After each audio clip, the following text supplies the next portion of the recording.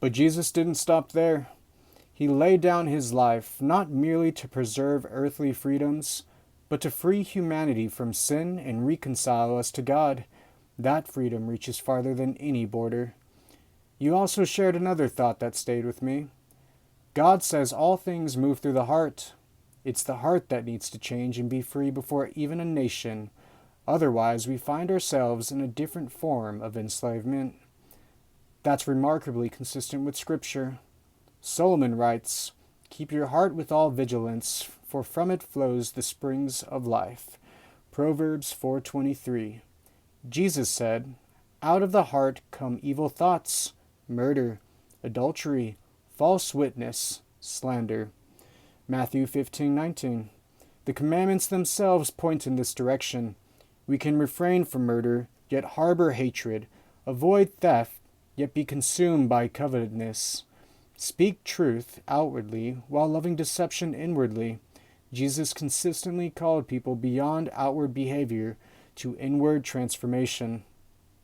That brings me to one of the most unforgettable cries in cinema. In Braveheart, Mel Gibson portrays William Wallace crying out, "Freedom," as he faces execution. Why has that moment stayed with so many people? Perhaps because deep down, every human longs to be free. But Scripture asks one more question. Free for what? Freedom isn't merely the removal of chains. It's the restoration of what we created to become. Paul writes, "For you were called to freedom, brothers. Only do not use your freedom as an opportunity for flesh, but through love serve one another."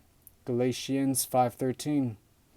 That's such a different vision of freedom. Not freedom to do whatever we want. Freedom to finally love God and love my neighbor as I ought. Jesus summarized the whole law with those two commandments, Matthew 22:37-40. In his kingdom, freedom and love are inseparable. Perhaps that's the reflection worth carrying long after the fireworks fade. Nations can and should cherish the blessings of liberty. We can honor those who sacrificed, give thanks for peace where it exists, and pray for justice.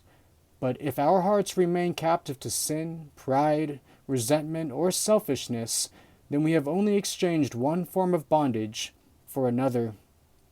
The freedom Christ often reaches where no government can reach. It enters the human heart.